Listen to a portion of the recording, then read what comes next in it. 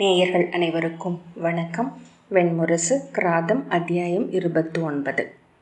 இருள் பரவ தொடங்கியதும் அச்சிற்றூரில் இருந்த அனைத்து குடில்களும் உருவழிந்து கரைந்து மறைந்தன. புழுதி காற்று அவற்றின் புற்கூரைகளை அலைத்த ஓசை மட்டும் கேட்டுக்கொண்டிருந்தது. உச்சி வெயில் எழுந்த சற்று நேரத்திலேயே சூரியன் நெடுமலைகளுக்கு அப்பால் இறங்கி மறைந்து விட்டிருந்தான். கதிர் சரிய தொடங்கியதுமே மலையுச்சிகளில் இருந்து குளிர் ஓசையின்றி இறங்கி ஊரை மூடி சூழ்ந்தது. உடல் நடுங்க தொடங்கியதும் அர்ஜுனன் தோளாடைகளை இறுக்கி அணிந்து தலையுறையை பூர்த்தி கொண்டான். இருள் எழத் தொடங்கியதும் ஓசைகள் மேலும் ஆழம் கொண்டன. அவ்வூரார் இருளிலேயே நோக்கு துலங்க பழகிவிட்டிருந்தனர். இளையோர் 5 விறகுகளை கொண்டு வந்து கூம்பாக குவித்து தீ எழுப்பினர். அதை சூழ்ந்து உடல் குறுக்கி அமர்ந்து தழலில் காட்டி சுட்ட மலைக்கிழங்குகளையும் பொறிவைத்து பிடிக்கப்பட்ட சிற்றுயிர்களையும் பறவைகளையும் ஏவலரும் பிறரும் உண்டனர். அனைத்து சிறு விலங்குகளும் அவர்களுக்கு உணவாக இருந்தன. மலைகளில் எலிகளும் கீரிகளும் உடும்புகளுமே பெரும்பாலும் கிடைத்தன. சுடுவதன்றி வேறு சமையல் முறைகளையும் அவர்கள் அறிந்திருக்கவில்லை. முயல்கள் இல்லையா என்று அர்ஜுனன் ஒருவனிடம் கேட்டான். இங்கில்லை. நெடுந்தூரம் சென்றால் மலைச்சரிவு இன்னும் சற்று பசுமை கொண்டிருக்கும். அங்கு முயல்கள் உண்டு. ஆனால் அங்கு செல்ல 12 நாட்களாகும் என்றான் ஒருவன். இருள் அடரும் தோறும் குளிரும் கூடி வந்தது. அனைவரும் உடல்களை தோலாடைக்குள் ஒடுக்கி கொண்டு நெருப்பை மேலும் மேலும் அணுகி அமர்ந்தனர். குடில்களுக்குள் எவற்றிலும் விளக்குகள் இல்லை. அங்கு இல்லங்களில் விளக்கேற்றும் வழக்கமே இல்லை. குடில்களுக்குள் மதுவும் அகிபீனாவும் மயக்கேற்ற களி கொண்ட வணிகர் குழறி பேசியும் வெடித்து சிரித்தும் ஓசையிட்டனர். அவர்களுடன் சிரித்தும் கொஞ்சியும் குலவினர் பெண்டிர். அவர்களின் ஆண்களெல்லாம் முற்றத்தில்தான் இருந்தனர். துள்ளும் ஓசையில் விரைந்த சொற்களுடன் பேசிக் கொண்டனர்.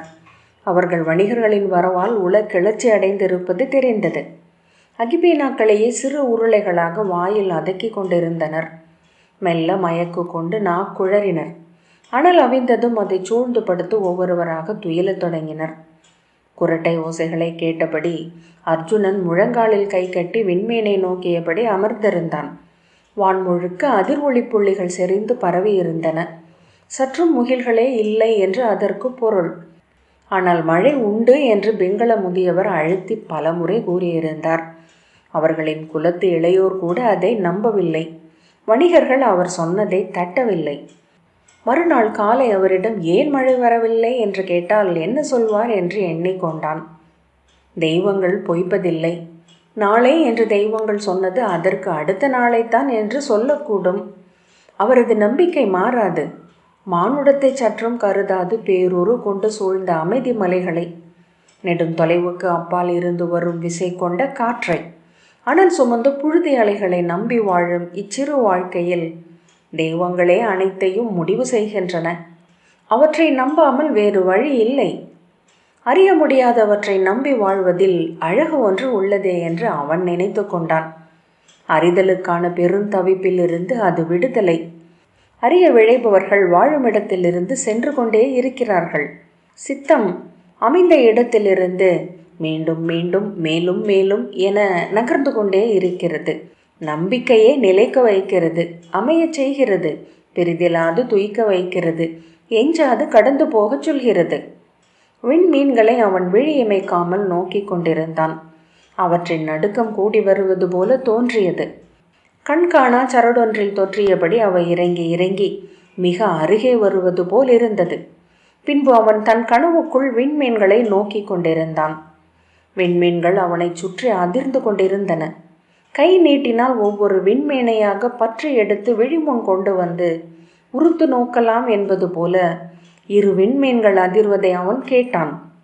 அதிர்வதை எப்படி கேட்க முடியும் என்று அவன் சித்தம் வியந்த போது அது தவளை குரல் என்று தெளிந்தான். தவளை குரலா? கங்கை கரையிலா இருக்கிறோம்? புறவியை எங்கு கட்டினோம்? கங்கை பெருக்கிலிருந்து வந்த குளிர் காற்று அவன் உடலை நடுங்க வைத்தது. ஆடையை எடுக்க கை நீட்டி அவ்வசைவிலேயே விழித்து கொண்டு எழுந்து அமர்ந்த போது தொலைவிலிருந்து வந்து அரைந்து 2 குடில்களுக்கு இடையே பீரிட்டு வந்த காற்றில் அனல் உயிர் கொண்டு சீறி கொண்டிருந்தது. செம்பொறிகள் எழுந்து மறுதிசை நோக்கி பெருகி சென்றன. குடில்களின் கூரைகள் எழுந்து படபடத்தன. தவளை குரல்களை அவன் தெளிவாக கேட்டான். நெடுந்தொலைவில் என ஒரு முறையும் மிக அருகில் என மறுமுறையும் ஒற்றை ஓசை என ஒலித்து பின் தனித்தனி குரல்களாக மாறி சூழ்ந்தன. அண்ணாந்து வானை பார்த்தபோது ஒரு விண்மீன் கூட இல்லை என்பதை உணர்ந்தான். படுத்திருந்தவர்களை எழுப்ப வேண்டும் என்று தோன்றியது. மறுகணம் தவிர்த்து புன்னகையுடன் கை கட்டியபடி நோக்கி நின்றான். ஒரு மின்னலில் அனைவரும் படுத்திருந்த காட்சி துடிதுடித்து அணைந்தது. இருண்ட வானில் விழியொளி அதிர்ந்தது. மறுகணம் தெற்கு சரிவு இடியோசை எழுப்பியது.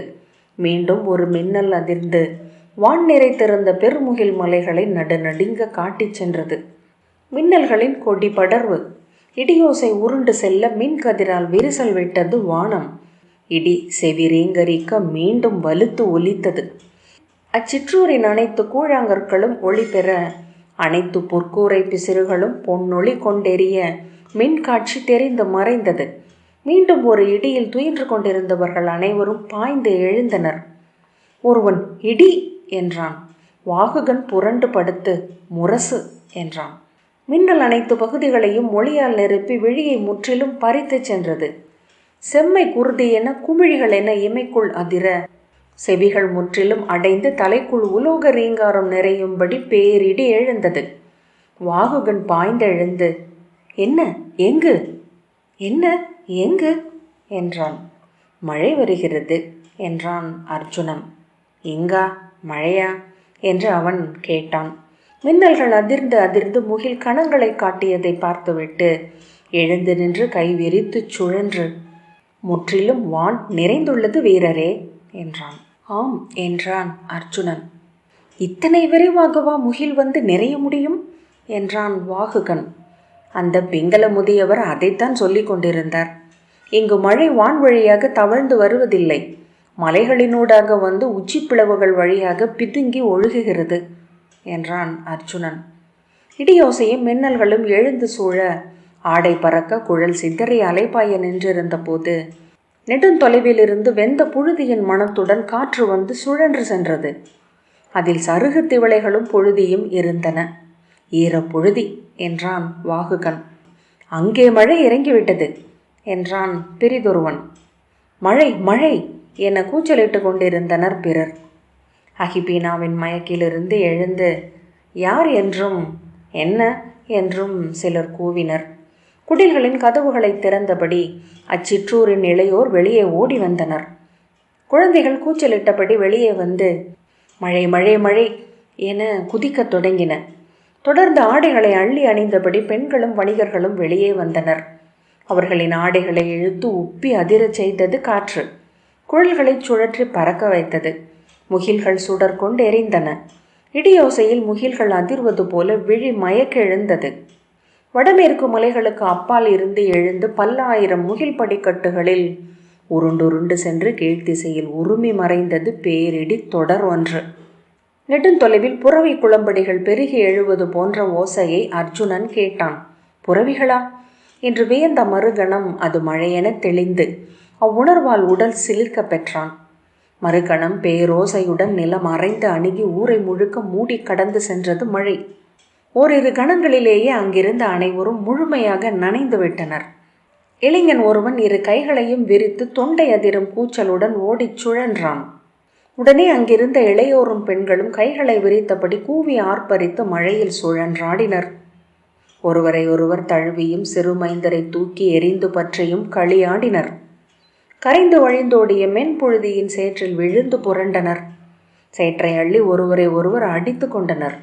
மழை அவர்களின் களியாட்டை தான் வாங்கி கொண்டது போல காற்றுடன் கலந்து சுழன்று சுழன்று அடித்தது. வெறி ஒவ்வொரு கணமும் ஏற அவர்கள் கூத்தாடினர். மெல்ல ஒவ்வொருவரும் தனித்தனியாக தங்களுக்குள் எதையோ முனகலாக பாடியபடி கைகளை விரித்து தள்ளாடும் கால்களுடன் மெல்லச் சுழன்றனர். நிலை தடுமாறி நீரில் விழுந்து சேற்றில் புரண்டு மழையை முகத்திலும் மார்பிலும் வாங்கியபடி துயர் கொண்டவர்கள் போல படுத்தனர். சிலர் அழுதனர். சிலர் தெய்வங்களை நோக்கி மன்றாடினர். சிலர் தங்கள் உள்ளமைந்திருந்த சொற்கள் சிலவற்றை வழிபாடு போல சொல்லிக் கொண்டிருந்தனர். இரு கைகளையும் மார்பில் கட்டி மழையின் அம்பு பெருக்கை உடல் முழுக்க வாங்கியபடி அர்ஜுனன் அவர்களை நோக்கி நின்றான். கூத்தாடியவர்களுடன் வணிகர்களும் ஏவலர்களும் கலந்து விட்டிருந்தனர். முதியவர்கள், குழந்தைகள் என ஒருவர் கூட மீதம் இல்லை. மெல்ல ஒவ்வொருவராக விழுந்து விழுந்து அவன் மட்டும் எஞ்சினான். தன்னை சூழ்ந்து உயிரற்றவர்கள் போல கிடந்தவர்களை அவன் நோக்கி கொண்டு நின்றான். குளிரில் அவன் இடக்கால் மட்டும் துடித்து கொண்டிருந்தது. அவன் நெஞ்சில் ஒற்றை சொல் ஒன்று இரு பெரும் பாறைகளால் இறுக கவ்வி பற்றப்பட்டிருந்தது. மறுநாள் கதிர் எழவே இல்லை. மலைகளுக்கு அப்பால் இருந்து ஒளி மட்டும் கசிந்து மழை தாரைகளின் ஊடாக பரவியது. மழையலையுடன் இணைந்து குடில்கள் நிழல்கள் போல ஆடின. மழைக்குள் விழுந்தவர்கள் அப்படியே துயில் கொள்பவர்கள் போல, ஓழத்தில் உடல் உதிர்த்தவர்கள் போல முழு நாளும் அசையாது கிடப்பதை அர்ஜுனன் வியப்புடன் கண்டான். அவன் கால்கள் குளிரில் நடுங்கி இறுகி முழங்கால் தசை உருண்டு வலி கொண்டு நின்றது. தாடை அசைவிழந்து ஒட்டி கொண்டது. பற்கள் உரசி அறைப்பட்டன. ஆயினும் குடிலுக்குள் சென்று ஒளிந்து கொள்வதற்கு அவனால் இயலவில்லை. இரவிலேயே வணிகர்கள் மட்டும் குடில்களுக்குள் சென்று ஆடைகளை களைந்து உடல் துடைத்து கொண்டனர். சிலர் உள்ளேயே கற்செதுக்கு கலங்களில் நெருப்பிட்டு அமர்ந்தனர். இப்போது தனியும். இதோ அலை இறங்குகிறது, இதோ ஓசை மயங்குகிறது என்று பலமுறை மாயம் காட்டி மீண்டும் மீண்டும் எழுந்து பெய்து கொண்டே இருந்தது மழை. உச்சி பொழுதுக்கு முன்னரே கதிரொளி மறைந்து மீண்டும் முற்றிருளாகியது. மீண்டும் இருள் வந்து மூடிக்கொண்டது. எண்ணீராத தருணத்தில் மழை ஓயத் தொடங்கியது. சற்று நேரத்திலேயே தெற்கிலிருந்து வந்த காற்று மழையை திரைச்சீலை என சுழற்றி அள்ளி கொண்டு சென்றது. மீண்டும் வந்த காற்றில் துளிச்சிதர்கள் இருந்தன. மீண்டும் வீசிய காற்றில் தொலை தூரத்து புழுதி வெந்த மனம் இருந்தது. கூரைகள் நீரை சொட்டி உதறி எழுந்து மீண்டும் பறக்கலாயின. வானில் விண்மீன்கள் சில மெல்ல பிதுங்கி எழுந்து வந்தன. இரவு முழுக்க தெற்கிலிருந்து அலை அலை என காற்று வந்து ஊரை சூழ்ந்து சுழன்று கடந்து சென்றது. மழையில் கிடந்தவர்கள் ஒவ்வொருவராக விழித்து கையூன்றி தவழ்ந்தபடி குடில்களுக்குள் சென்றனர். அங்கே ஈர துணியுடனே படுத்து துயிலலாயினர். சிலர் மண்ணில் முகம் புதைத்து நெஞ்சு கழுழ்ந்தவர்கள் போல அழுதபடி ஏதோ முனகினர். சிலர் கைகூப்பியபடி மல்லாந்து கிடந்து அரற்றி கொண்டிருந்தனர். அர்ஜுனன் அருகிருந்த குடிலொன்றுக்குள் நுழைந்து தன் தோலாடையை அகற்றி மர உரி அணிந்து கொண்டான். குடில் நடுவே இரும்பு யானத்தில் அனல் வைத்து அதை சூழ்ந்து வணிகர்கள் அமர்ந்திருந்தனர். ஒருவன் சற்று இடம் விட்டு, அமருங்கள் வீரரே என்றான். அர்ஜுனன் அமர்ந்து கைகளை அனல் மேல் நீட்டி அவ்வெம்மையை உடல் முழுக்க வாங்கி நிரப்பிக் கொண்டான். குருதியில் வெம்மை படர்ந்து செல்ல செல்ல அவன் உடல் சிலிர்த்தபடியே இருந்தது. குளிருக்கு வெம்மையையும் வெம்மையில் குளிரையும் உணர்வது போல் உடலறியும் பேரின்பம் பிரிதில்லை என்று அவன் எண்ணிக்கொண்டான். உடலறியும் இன்ப துன்பங்களே புறவயமானவை, மறுக்க முடியாதவை. ஆகவே அவை மட்டுமே இன்பங்களும் துன்பங்களும். பிற அனைத்தும் உள மயக்குகள். ஆம், அகிபினா இழுத்தால் என்ன? வேண்டியதில்லை. இப்போதே சித்தம் பித்து கொண்டிருக்கிறது. மழை மனிதர்களை பித்தாக்க முடியுமா? முடியும். அதற்கு 11 மாதம் அனலில் காய வேண்டும், வெந்து உருக வேண்டும். மழை இன்னும் பெய்கிறதா? இல்லை, இது காற்று. அமர்ந்தபடியே துயிலத் தொடங்கி கையூன்றி விழுந்து வெறும் தரையிலேயே ஆழ்ந்துறங்கினான். காலையில் ஊரின் ஓசைகளை கேட்டபோது எங்கிருக்கிறோம் என்ற உணர்வு சற்று பிந்தி எழுந்தது. தொடர் பயணங்களில் இட உணர்வு முற்றிலும் அகன்று விட்டிருந்தமையால் அவன் அப்போது மிதிலையின் உணவு விடுதி ஒன்றில் துயின்று கொண்டிருப்பதாக உணர்ந்தான். விழித்து கொண்டு தன்னை சுற்றி எவரும் இல்லை என்று கண்டபின் ஆடை திருத்தி எழுந்து நின்றான். குனிந்து குடில் வாயில் வழியாக வெளியே வந்தபோது அங்கு மழை பொழிந்ததின் எந்த தடயமும் எஞ்சி இருக்கவில்லை என்று கண்டான். தரையின் ஈரம் கூட காய்ந்து விட்டிருந்தது. அங்கு வந்தபோது எழுந்து பறந்து கொண்டிருந்த புழுதி பல்லாயிரம் கால் தடங்களும் குழம்பு தடங்களுமாக படிந்திருப்பதைக் கொண்டே பெய்து நனைந்த மழையை நினைவு கூற முடிந்தது. வான் நிரப்பிச் சென்று கொண்டிருந்த காற்றில் நீர் துளிகள் இல்லை. ஆனால் நீர் என அது மணத்தது. ஏவலர்கள் பொதிகளை பிரித்து அத்திரிகளின் முதுகில் கட்டி கொண்டிருந்தார்கள். ஓய்வும் உணவும் கொண்டு புத்துயிர் பெற்றிருந்த அத்திரிகள் கழுத்து மணியை அசைத்தபடி கடிவாளத்தை மென்று காதுகளை திருப்பி ஓசைகளை கூர்ந்தன. ஒற்றை கால் தூக்கி 3 காலில் நின்றன. அவற்றின் வால் சுழற்சிகளும் செருக்கடி பொலிகளும் பசுஞ்சாண மணமும் சிறுநீர் வீச்சமும் குடில் சூழ்ந்த அந்நடுமுற்றத்தில் நிறைந்திருந்தன. நாம் கிளம்புகிறோம் வீரரே என்றான் வாகுகன். நம் வரவு இவர்களுக்கு நல்லூழை கொணர்ந்தது என்று சொல்கிறார்கள். அர்ஜுனன், இவர்கள் வேளாண்மை செய்வதுண்டா என்றான். இங்கு அவ்வாறு எதையும் செய்ய முடியாது. இங்குள்ள புழுதியும் காற்றும் அப்படிப்பட்டவை. இந்த மழை இவர்களின் முட்காடுகளை தளிர்க்கச் செய்யும். அதை உண்ணும் சிற்றுயிர்கள் பெருகும். இன்னும் பல மாதங்களுக்கு இங்கு ஊனுயிர்களுக்கு குறைவிருக்காது. இவர்கள் இவ்வழி செல்லும் வணிகர்களையும் அவ்வப்போது பெய்யும் மழையையும் நம்பி வாழ்பவர்கள். ஊரே அமைதியாக இருப்பதைக் கண்டு அவர்கள் எங்கே என்று அர்ஜுனன் கேட்டான். கருணர், மழை பெய்து விட்டதால் அவர்கள் பொழுதை வீணடிக்க விரும்பவில்லை. இது ஈசல்கள் எழும் பொழுது. அவர்களுக்கு இது அறுவடை காலம் போல. வெயிலில் உலரச் செய்து பானைகளில் நிறைத்து மூடியை களிமண் கொண்டு பொருத்தி காற்றில்லாது மூடி புதைத்து வைத்தால் 4 மாதம் வரை இருக்கும். ஈசல் வலைகளுடன் விடுவதற்குள்ளாகவே அனைவரும் காடுகளுக்குள் சென்று விட்டார்கள் என்றார். அர்ஜுனன் முகம் கழுவி வாகுகன் அளித்த உணவை உண்டு புறப்படுவதற்கு சித்தமாக வில்லுடன் வந்து நின்றான். வருணனை வணங்கி கிளம்புவோம். அழியிலா பெரும் பாலையை இம்முறை எளிதில் கடப்போம் என எண்ணுகிறோம் என்று கருணர் சொன்னார். வருணன் சினம் கொண்டவன். அவன் அழி பாலை மழை போல இனியது என்றார் ஒரு வணிகர். அவர்கள் ஊர் மூலையில் அமைந்திருந்த வருணனின் சிறு பதிட்டை நோக்கி சென்றனர். புலரிக்கு முன்பாகவே ஊனுணவையும் காட்டு மலர்களையும் வருணனுக்கு படைத்து பூசனை செய்திருந்தனர் ஊர் மக்கள். அவர்கள் வருணனை வணங்கினர். வருணன் காலடியில் இருந்த சிறு கிண்ணத்தில் இருந்து செம்மண் எடுத்து நெற்றியில் அணிந்து அருள் பெற்றனர். அர்ஜுனன் அந்த கல்லில் விழித்த விழிகளை நோக்கினான். முந்தைய நாளின் இடி மின்னலும் மழை குளிரும் நினைவில் எழுந்து அமைந்தன. கிளம்புவோம் என்றார் வணிகத் தலைவர். ஊருக்கு புறம் காட்டாமல் பின்காலடி எடுத்து வைத்து வாயிலினூடாக 7 சுவடுகள் பின் சென்று குனிந்து தரை தொட்டு சென்னி சூடி வணங்கி அவர் திரும்பி நடக்க அத்திரிகளும் ஏவலருமாக வணிகர் குழு அவர்களை தொடர்ந்து சென்றது. அர்ஜுனன் நாளில்லாது கைவிடப்பட்ட குருவிக்கூடுகள் போல நின்ற ஊரை இறுதியாக திரும்பி பார்த்தான். செல்லும் வழி முழுக்க புழுதி அடங்கி வானம் குளிர்ந்த ஒளி கொண்டு காற்றில் நீர்த்துளிகள் பரவி இனிய மண் மணத்துடன் பயணம் இனிதாக இருந்தது. சூதரின் பாடல் ஒன்று தொலைவில் கேட்டது. முன்பே செல்லும் வணிகர் குழுவில் மெலிந்து எலும்புகள் புடைத்த கழுத்தும் சற்றே கூன் கொண்ட முதுகும் தசைகள் இறுகிய வயிறும் கால்களும் கொண்ட முதிய சூதர் இருப்பதை அர்ஜுனன் கண்டிருந்தான். சீவிடு போல சிற்றுடலில் இருந்து எழும் பெருங்குரல் கொண்டவர்.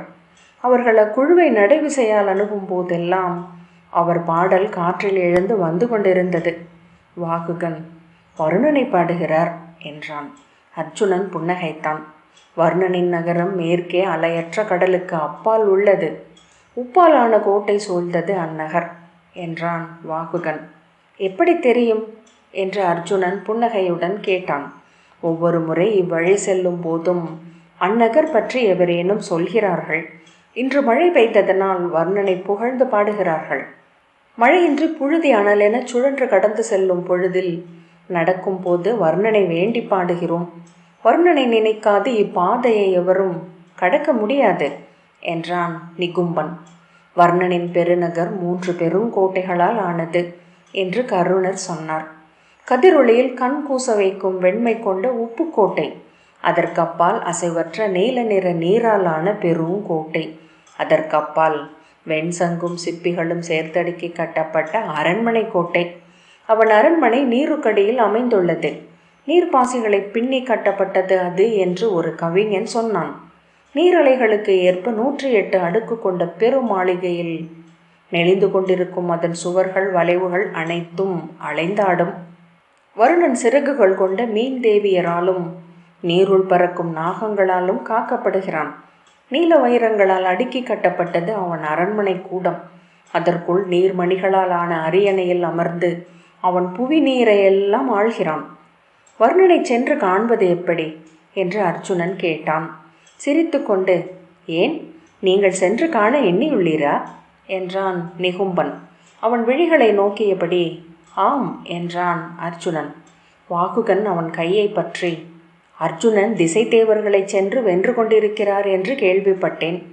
வருணனை அவர் சென்று கண்டிருப்பாரா என்று கேட்டான். காண சென்று கொண்டிருக்கிறான் போலும் என்றான் அர்ஜுனன் சிரித்தபடி. இவர்கள் இதை கதையென எண்ணுகிறார்கள். ஆனால் செல்லவும் காணவும் முடியுமென்றே நான் எண்ணுகிறேன் என்றான் வாகுகன். கருணர் சிரித்து கொண்டு, நீராழத்தில் சென்று நீரற மகளிரை கவர்ந்து நீர் நாகங்களை கடந்து வாய் திறந்து விழுங்க வரும் கவந்த மச்சர்களை வென்று வருணனை காண வேண்டும். அப்படி சென்று கண்டு உமக்கு வரப்போவதென்ன என்றார். மெய்மை என்றான் அர்ச்சுனன். அத்தனை தொலைவில் தான் அது இருக்குமா என்றான் வாகுகன். இங்கு நம்முடன் அது இயல்பாக இல்லை என்பதனால் அதற்கு அப்பால் மேலும் துலங்கி இருக்கும் என்பது தானே பொருள் என்றான் அர்ச்சுனன். இதென்ன கூறுமுறை என்று எனக்கு விளங்கவில்லை என்று கருணர் நகைத்தார். சொல்லுங்கள் வீரரே, வருணனிடம் நீர் கோரப்போகும் மெய்மை என்ன? ஒவ்வொரு திசைக்கும் ஒரு மெய்மை என்றான் அர்ச்சுனன். 2 ஆழத்தின் மெய்மை யமனிடம், ஒளிரும் துயரங்களின் மெய்மை குபேரனிடம், நெளியும் உண்மை வருணனிடம், உடையாத வைரத்தின் உண்மை இந்திரனிடம். மெய்மை என்பது இந்நான்கும் கலந்த 5வது ஒன்றாகவே இருக்க முடியும்.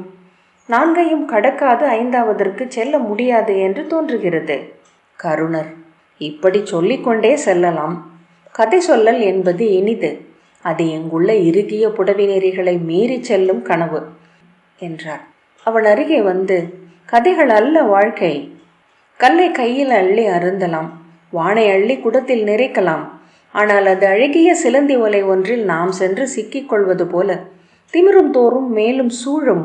அனைத்து கதைகளுக்கும் நடுவே விஷக்கொடுக்குடன் சிலந்தி அமர்ந்திருக்கும். அதற்கு நம் உயிரை அளித்தாக வேண்டும்.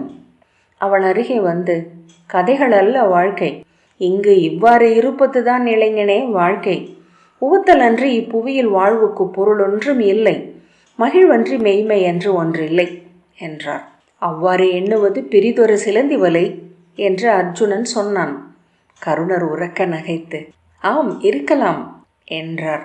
இளமையிலேயே நான் இதில் சிக்கிவிட்டேன். நான் இங்குள்ளதே முழுமை என எண்ணி களியாடினேன். அக்களியாட்டு முடிந்ததுமே அவ்வாறல்ல என்று உணர்ந்து கிளம்பினேன். இங்குளதில் முழுதமைந்திருப்பவன் அங்கு என்னும் சொல்லையே அறிந்திராதவன். அங்குள்ளதை உணர்ந்த பின் இங்கு அமைபவன் இயல்பானவன் அல்ல. அவன் அதை சொல்லி சொல்லி தன்னுள் நிலைநாட்டி கொண்டே இருக்க வேண்டும் என்றான் அர்ஜுனன். கருணர் திகைப்புடன் நோக்கிவிட்டு திரும்பி கொண்டார். நிகும்பன்: வருணனிடம் நெளியும் மெய்மையை நெளிந்தபடி அடையுங்கள் வீரரே, அப்போதுதான் அது நிலையான உண்மையாகும் என்றான். சூழ்ந்திருந்தவர்கள் நகைத்தனர். கிராதம் 29வது அத்தியாயம் இத்துடன் நிறைவு பெற்றது. நன்றி.